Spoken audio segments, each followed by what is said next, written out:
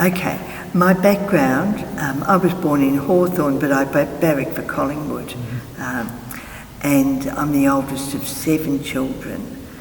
I entered the Sisters of St Joseph in 1960, and I've done things in my life that I couldn't imagine. I was a teacher for more than 20 years, and I worked at the Children's Hospital as a chaplain for 18 years, and that was very, very significant work for me. And then I went into aged care, and I was asked to go to Scotland where we had a convent, and I worked in hospitality for 4.5 years and settled into Scotland in about 2 minutes. It was just a wonderful experience.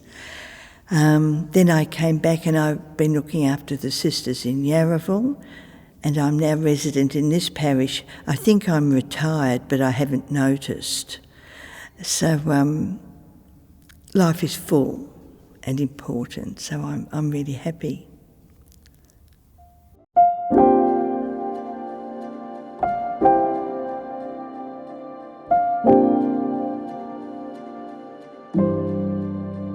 The choir. I'm just delighted to be involved in the choir because for me singing is so significant. It builds community. And it gives us the ability to worship God differently, emotionally, not with just our minds but with our hearts, our affections for God. I'm not sure God needs to be praised. We need to praise God. And we do it very effectively when we sing. And singing together builds the community. And we support one another. And I think support is what we all need at some stage. So singing at church is very, very important. So if I can help the community sing together, worship together, praise God together, and ask God for what we need together, I think we're streets ahead. And the impact that singing has on the community was brought out to me the other day. We sang the Blessing Hymn for Australia, and a man came up to me afterwards and he said to me, "Sister, you know, when we were singing that song, the hairs on my arms stood up." And I said to him, "Yes, it affects me like that too. I could cry at some point in that." And I think it really touches our hearts and our spirits. So if that's happening, I'm really, really pleased.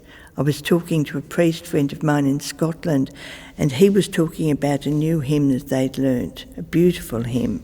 And he said one of the men there burst into tears while he was singing that. So it was really effective and helping him pray and recognise who he was before God. And recently we have a trombonist, and he is so significant. The wonderful mellow tones of the trombone touch our hearts, and he's really significant in helping the congregation sing. If something good is happening, your organ and your trombone together invite you to sing, encourage you to sing. And I encourage the congregation to pick up their books as they come in, because they don't know the words otherwise. But we use hymns from the past as well as fresh hymns, because our prayer is in our memories too. And we'll continue to learn new songs and hopefully grow in joining in the singing, praying together, encouraging one another to sing. And we get this applause afterwards, which is quite delightful.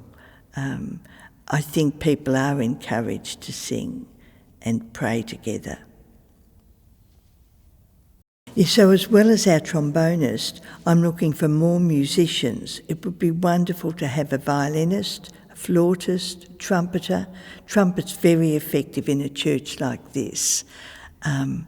So anybody, a guitarist, anybody who'd like to join a music group, I'd be really, really happy to welcome them. And it requires practice, of course, but we can do that. And we can enhance our community worship.